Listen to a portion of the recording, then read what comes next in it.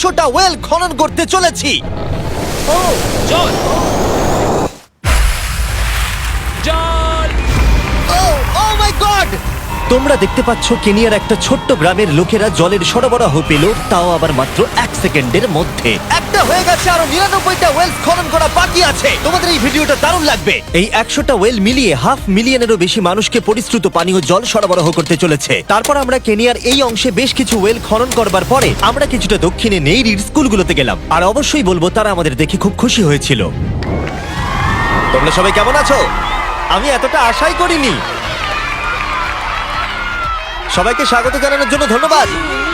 আমি বুঝতে পারছি না কি করে রিঅ্যাক্ট করব। তোমাদের সকলকে ধন্যবাদ জানাই। আমরা আসার জন্য এই গ্রামে একটা ওয়েলকাম সেরিমনি হয়ে গেল, আর নোলান তার মধ্যে অংশ নিয়ে নিল। তার মধ্যে নোলানকে দেখতে সবথেকে অকওয়ার্ড লাগছে, আর এগুলো দেখতে আমার খুবই ভালো লাগছে। আর যখন দেখলাম, দেখো একজন গেস্ট এসেছে। কেমন আছো তোমরা? তোমাদের সব ঠিকঠাক চলছে তো? তোমরা সবাই ভালো থেকো। একজন টিচার আমাদের দেখালো কিভাবে সবাই জল আনে। সেটা এই নদীটা থেকে, যার জল খাবার একদম নয়। এখান থেকে ছাত্রছাত্রীরা জল খায়। হ্যাঁ এটা তো পাগলামি। হ্যাঁ, আপনি জানেন স্টুডেন্টদের ডায়রিয়া, টাইফয়েড, নানা রকম ইনফেকশন হতে থাকে, কারণ আমরা এই জল ব্যবহার করে থাকি। তাই আমরা ওদের যতটা সম্ভব চেষ্টা করি রাখার, কিন্তু আপনারা দেখতেই পাচ্ছেন যে কি অবস্থা। কিন্তু জীবনে বাঁচার জন্য জল তো লাগে। এই পরিস্থিতিটা দেখে আমাদের খুবই খারাপ লাগলো।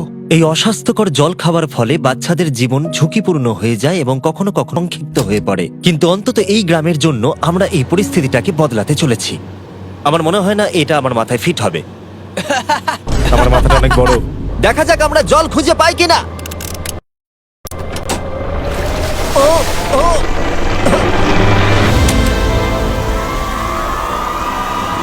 বৃষ্টি হচ্ছে, এটা তো দারুণ।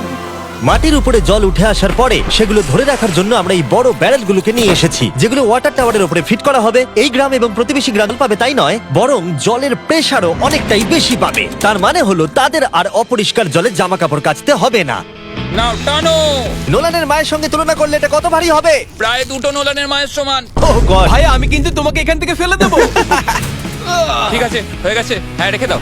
আমরা কেনিয়াতে আরো 20টা ওয়েল খনন করলাম, আর সেটা করবার পরে আরে এখানে তো আরেকটা ওয়েল হয়ে গেছে। চিন্তা করো না, আমার আরেকটা জুতোতে আরো বেশি জল আছে। আর এটা দেখাবো আমরা প্রথম 29টা ওয়েল কিভাবে খনন করলাম। আমরা একটা বড় ড্রিল মেশিন দিয়ে মাটির গভীরে কয়েকশো ফুট নিচ অব্দি খনন করলাম, আর একটা পরিশ্রুত পানীয় জলের বিশাল উৎসের সাথে জুড়ে দিলাম। তারপরে আমরা পাইপের সাথে এটাকে জুড়ে দিলাম, যাতে আফ্রিকার সবাই এই জল খেতে পারে আর সেটা তুলতে পারে ঠিক এই রকম ভাবে। দেখা যাক এটা কিরকম খেতে। জলের মতোই। এই 5 গ্যালনের ড্রামটা ভরতে আমার 1 মিনিট সময় লাগলো। এখান থেকে একদিনে কত জল তোলা যেতে পারে? একদিনে প্রায় 3600 গ্যালন জল। এই ওয়েলটা এই গ্রামের শুধুমাত্র 400 বাচ্চার জন্যই নয়, বরং এই স্কুলের প্রতিবেশী গ্রামগুলোর বাচ্চারাও এই জল ব্যবহার করতে পারবে। আমাদের জল দেওয়ার জন্য থ্যাংক ইউ। হ্যাঁ, থ্যাংক ইউ কি আছে। এটা প্রায় 30 বছর ধরে অনবরত জল সরবরাহ করবে। আপনারা হয়তো এটা ভাবছেন যে এই বিশাল কর্মকাণ্ডের জন্য গভর্নমেন্টের সাহায্য নেওয়া হয়েছে, কিন্তু এটা সত্যি নয়। এই সমস্যার সমাধান করা সম্ভব হয়েছে কারণ মানবতা সর্বদা পাশে এসে দাঁড়ানোর চেষ্টা করেছে। তোমার সাকসেসের পেছনে রহস্যটা কি? সত্যি বলতে, তুমি যা ভালোবাসো তা সততার সাথে করতে থাকো, আর তুমি বুঝতেও পারবে না সাকসেস কখন চলে এসেছে। দেখো, এটাকে আমি একদম কাছে নিয়ে আসছি। আমাদের দেখতে পাচ্ছো? এটা দারুণ, তাই না? হ্যাঁ। ওপরে তাকাও, দেখো রেকর্ড হচ্ছে। ঠিক আছে, আমি এটাকে আরো কাছে আনছি। এই দেখো, তোমরা নিজেদেরকে দেখতে পাচ্ছো? আমরা এই গ্রামের জন্য ওয়েল খনন করতে সক্ষম হয়েছি, এবং এই গ্রামের জন্য, এবং আরো এরকম 12টা গ্রামের জন্য। আর যখন আমাদের ওয়েল খনন করা শেষ হলো, আমরা তো স্কুলগুলোকে কিছু ব্র্যান্ড নিউ কম্পিউটার দিয়ে সাহায্য করার চেষ্টা করলাম। আচ্ছা, ওরা খুশি হবে তো? ওরা খুব Thank you. খুশি হবে, Thank খুব you so খুশি। পরিস্থিতিটা ভালো হয়েছে থেকে ভালো লাগছে। আমরা ক্লাসরুমগুলোকে সাজালাম নতুন ফার্নিচার দিয়ে, নতুন কিছু সেলফ রাখলাম, আর তার সাথে নতুন কিছু বই। সব স্টুডেন্টদের একটা করে সকার বল দিলাম। এটার জন্য ধন্যবাদ। Thank you, Mr. Beast. আর তাছাড়া প্রত্যেকটা ক্লাসে একটা করে হোয়াইট বোর্ড আর একটা করে প্রজেক্টর দিলাম। তোমাদের এই প্রজেক্টর ভালো লেগেছে? আচ্ছা, আমরা আগে চক ব্যবহার করতাম, তাতে খুব ধুলো হতো, কিন্তু এখন সবকিছু পরিষ্কার রয়েছে। আমরা অনেক ধন্যবাদ জানাচ্ছি। কোনো সমস্যা নেই, আমরা খুব কমই করতে পেরেছি। তারপরে যখন আমরা 45 নম্বর ওয়েলটা খনন করবার জন্য সাইটে গেলাম, তখন আমরা বুঝলাম পরিস্থিতিটা আরো কঠিন। যখনই তাদের জলের দরকার পড়ে, তাদের জঙ্গলের মধ্য দিয়ে কয়েক মাইল যেতে হয়, আর তারপরে আরো কয়েক মাইল যেতে হয়, আর এই যাত্রাটা একটা বিশাল পাহাড়ের মধ্য দিয়ে হয়। আমি খুব সকালে ঘুম থেকে উঠে পড়ি ওই 4টে নাগাদ, কারণ তাড়াতাড়ি আমি যাতে স্কুলে জল নিয়ে আসতে পারি। এখান থেকে এইভাবে জল নিয়ে যাওয়া একেবারেই সেফ নয়। এই জায়গাটা খুব স্লিপারি, পড়ে যাওয়ার হওয়ার চান্স আছে। তাই যখন আমরা ওয়েল খনন করছিলাম ওরা আমাদের দেখালো যে ওরা কিভাবে জল নিয়ে আসে। তোমাদের এই যাত্রাটা দিনে কতবার করে করতে হয়? দিনে 2 বার। দিনে 2 বার করে? ওরে বাপরে, তাহলে স্টুডেন্টরা এই জিনিসগুলো নেয়? ও গড, 200 জন স্টুডেন্ট রোজ এটা করে। ভাবো এটা কতটা কঠিন। এটা খুবই কঠিন। ওরে বাপরে, বাপরে এই রাস্তাটা তো খুবই খাড়া। বাপরে, এই পাহাড়ি রাস্তা যেন শেষই হচ্ছে না। এটা আমাদের রোজ করতে হয়। আমরা দেখে অবাক হচ্ছিলাম যে এই যাত্রাটা কতটা কঠিন, আর এই মানুষগুলোকে রোজ এইটা করতে হয় অল্প একটু জলের জন্য। যদিও এই জলটা পানের পক্ষে উপযুক্ত নয়। তোমরা সাধারণত এখান থেকে জল ভরো, হ্যাঁ। আর জল ভরার পরে এই জাগগুলোর ওয়েট হয় প্রায় 40 পাউন্ড, যেগুলো এই বাচ্চাগুলোর পক্ষে বয়ে নিয়ে যাওয়ার জন্য অনেকটাই বেশি। মহিলারা এইগুলো দুটো করে নিয়ে যায়। ও, তাহলে আমিও এটা চেষ্টা করে দেখব।